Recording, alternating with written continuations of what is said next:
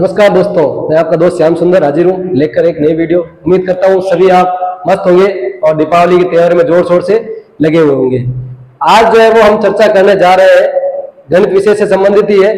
बच्चों को, आजकल के बच्चों को एलसीएम और एचसीएफ को लेकर के बड़ी समस्याओं का सामना करना पड़ता है। तो आज जो है वो हम इन्हीं दो विषयों के बारे में चर्चा करने जा रहे हैं। सबसे पहले हम चर्चा करने वाले हैं LCM कि आखिर ये LCM, जिसे को हम हिंदी में लघुत्तम समापवर्तक कहते हैं, वो क्या होता है, आखिर होता क्या है और उसको हम किस प्रकार से सॉल्व करेंगे।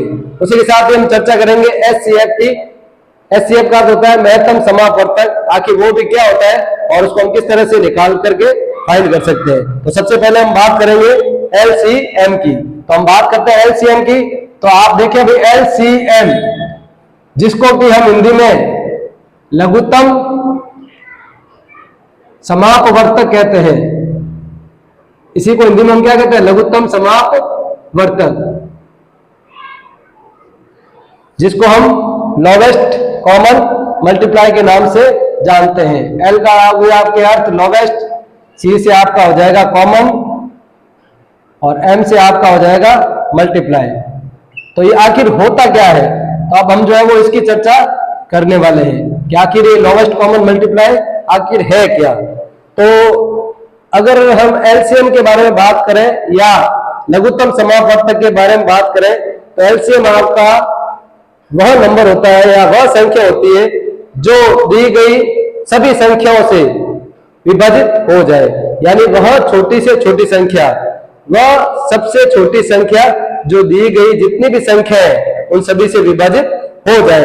सपोज मेरे पास दो कोई भी नंबर है, जैसे मैंने कह दिया 12 एंड 15। अब इन 12 और 15 का मुझे लोवेस्ट कॉमन मल्टीप्लाई यानी कि लसाअ निकालना है।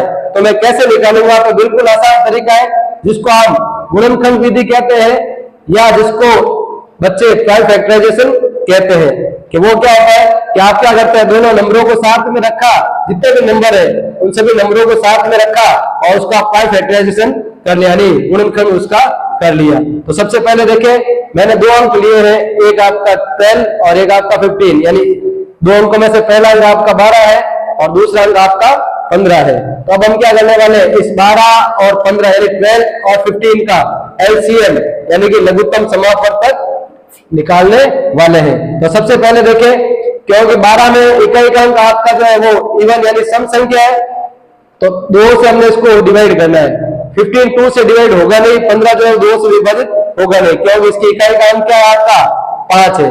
तो कई बार बच्चों को ना विभाज्यता का नियम, ठीक है, the rules of divisible by 2, ये बताया जाता है छोटी कक्षाओं में। तो आपको उसे ध्यान रखना है कि जिस किसी भी नंबर का वंश जो है यानी इकाई अंक जो है वो आपका इवन यानी कि सम संख्या हो, तो वो संख्या 2 से विभाजित हो जाएगी। तो पहला अंक मेरे पास यहाँ पे 12 है, तो 2 6 क्या होता है 12, यानी 2 6 12। 12 तो बिल्कुल 2 से डिवाइड होगा, लेकिन आगे वाला जो अंक है 15 वो 2 की टेबल में आएगा नहीं, तो एज इट इज हमने इसको 15 को क्या लिख दिया, 15 लिख दिया है। उसके बाद है कि फिर से 6 आ रहा है, तो 2 से क्या हो जाएगा डिवाइड, क्योंकि 2 की टेबल में 2 3 जा 6 यानी 2 3 6। फिर से 15 जो है वो 2 की टेबल में आ नहीं रहा है, तो एज इट इज को लिख दिया। फिर आप देखा कि ये भी आपके जो वंश है वो आपका ऑड नंबर हो गया यानी विषम संख्या है, और इसमें भी वंश यानी इकाई अंक जो आपका विषम अंक है, तो फिर से आपके 2 से विभाजित नहीं होगा। तो इसके बाद हमने 2 के बाद आने वाली संख्या है वो 3 ले ली है, और 3 से जब हम इसको विभाजित कर रहे हैं, ठीक है, तो 3 की टेबल हमने 1 टाइम बोली, 3 1 जा 3 यानी 3 एकम 3, और 3 की टेबल जब हमने 5 टाइम बोल दिए तो 3 5 जा होते हैं आपका 15, यानी 3 में 5 15। उसके बाद देखें, अब आपके पास पहला अंक 1 रह गया है यानी 1 रह गया है, तो ये तो किसी से डिवाइड होगा नहीं। तो दूसरा अंक है आपका 5 यानी 5, तो ये केवल किससे विभाजित होने वाला है, 5 है, क्या है आपका अभाज्य संख्या यानी एक प्राइम नंबर है। तो प्राइम नंबर वो नंबर होता है जो केवल खुद से डिवाइड होता है या 1 से डिवाइड होता है। तो अब हमने इसको किया, तो ये 1 का 1 रह गया, 5 1 जा 5 यानी 5 एकम 5। तो इस तरह से आपके 12 और 15 यानी 12 और 15, इनका जब हम एलसीएम फाइंड करेंगे, तो एलसीएम ऑफ 12 एंड 15 यानी 12 और 15 का जो लसाअ है वो आपके क्या हो जाएगा, वो हो जाएगा आपके 2 into 2 इंटू 3 इंटू 5, ठीक है, 2 इंटू 3 इंटू 5। अच्छा, बच्चों के साथ कई बार ये भी समस्या आ जाती है, इसको हम सॉल्व कैसे करें? तो बिल्कुल आसान सा तरीका है आपको। सबसे पहले आप क्या कर रहे हो, 2 को किससे मल्टीप्लाई कर रहे हो? 2 से, यानी 2 का पहाड़ा आप 2 बार बोलने वाले हो। तो 2 एकम 2 और 2 दूनी 4, यानी 2 1 जा 2, 2 2 जा 4। तो यहाँ से आप इसका मल्टीप्लाई, ठीक है, प्रोडक्ट ऑफ 2 इंटू 2 क्या आ गया, यानी 2 को 2 से गुणा करने पे आपके क्या आ गया, 4। फिर 4 को किससे किया आपने? 3 से।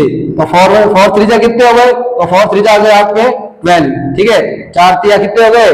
तो 4 3 हो गए आपके 12। उसके बाद हमने चर्चा की कि 12 को हमको किससे गुणा करना है? 5 से, यानी 12 को 5 से करना है। तो 12 5 जा होता है आपका 60, यानी 12 पंजे 60। तो आप देखेंगे कि 12 और 15 यानी 12 और 15, इन दोनों का जो आपका एलसीएम आया है वो आपके क्या हो गया है?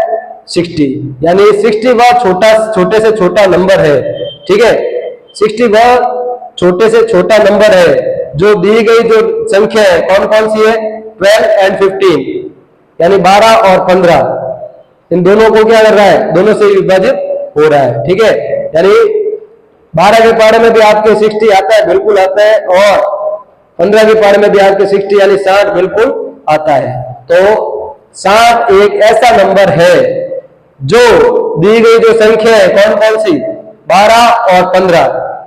60 वह सबसे छोटा नंबर है जो दी गई संख्या है 12 और 15 दोनों से ही विभाजित हो रहा है। अगर आपको मैं सीधे सीधे कहूं एलसीएम क्या है, तो एलसीएम वह सबसे छोटी संख्या है जो दी गई सभी संख्याओं से क्या हो रहा है? विभाजित हो रहा है। तो मित्रों, ये हम बात कर ली एलसीएम यानी लोवेस्ट कॉमन मल्टीप्लाई की। अब हम बात करने वाले हैं इन्हीं 2 नंबरों को लेकर के इससे एचसीएफ ज्ञात करने की। तो पहले हम चर्चा कर लेते हैं एचसीएफ आखिर होता क्या है। तो एचसीएफ का मतलब आपको पता ही, वैसे तो एचसीएफ हिंदी में होता है महत्तम समावर्तक, महत्तम समावर्तक।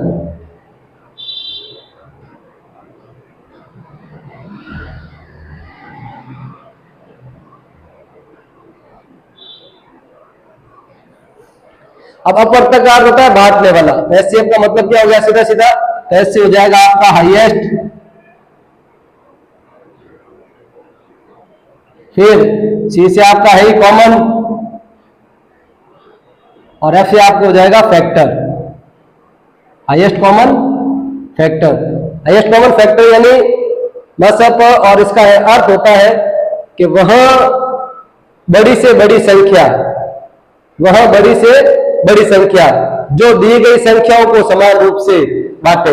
अगर हम एचसीएफ निकाल लेते हैं इन्हीं 2 नंबर्स का, यानी 12 और 15 का, तो एक आपको ध्यान रखना है एलसीएम संख्याओं का हमेशा साथ में निकलता है, जबकि एचसीएफ संख्याओं का हमेशा अलग अलग तरीके से अलग अलग रख करके उनको निकाला जाता है। तो हमको क्या करना पड़ेगा? एचसीएफ के लिए हमको संख्याओं को अलग अलग रखना पड़ेगा, ठीक है। एचसीएफ के लिए हमको संख्याओं का अलग अलग फैक्टराइजेशन गुणनखंड करना पड़ेगा। तो यही तरीका जो पहले किया है, 2 से डिवाइड किया तो 2, ठीक है, 2 6 12 होते हैं, फिर वापस 2 से किया तो 2 3 जा आपके 6 हो गया, और फिर 3 से किया तो 3 1 जा 3। इसी तरह इसको 15 को किया तो 3 5 जा 15 और 5 5 जा 1। तो इसका मतलब जब आप इसके 12 के टुकड़े कर रहे हो तो 12 का फैक्टराइजेशन आपके क्या हो रहा है? 2 इंटू 3। और जब आप 15 के कर रहे हो तो 15 का फैक्टराइजेशन क्या हो रहा है? 5 फैक्टराइजेशन 3 इंटू 5। जब आप इसको देख रहे हो तो आप यहां से देखो कि दोनों नंबरों में क्या ऐसा है जो दोनों में ही कॉमन आ रहा है। तो आपने यहां से देखा कि एक नंबर है जो दोनों में ही आ रहा है, वो क्या है आपका? 3। तो एचसीएफ आपका क्या हो जाएगा? 3। यानी 3 एक ऐसा नंबर है जो दिए गए दोनों नंबर्स को क्या कर रहा है? बराबर रूप से डिवाइड कर रहा है।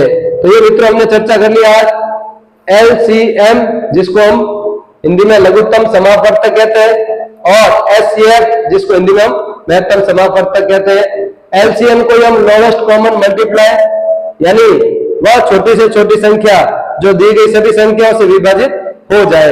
एग्जांपल के लिए हमने देख लिया है, हमने 12 और 15 12 और 15 दोनों का हमने एलसीएम फाइंड किया, तो क्या आ गया आपके 60। उसके बाद हमने देखा एचसीएफ। एचसीएफ क्या होता है?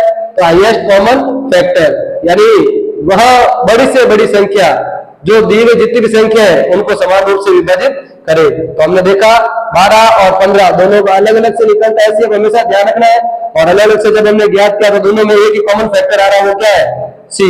इसलिए 12 और 15 का एचसीएफ आपके क्या हो गया है, 3। तो मित्रों ये आपके एलसीएम और एचसीएफ। उम्मीद करता हूं आपको ये चीजें जो मैंने आज बताई है समझ में आई होगी।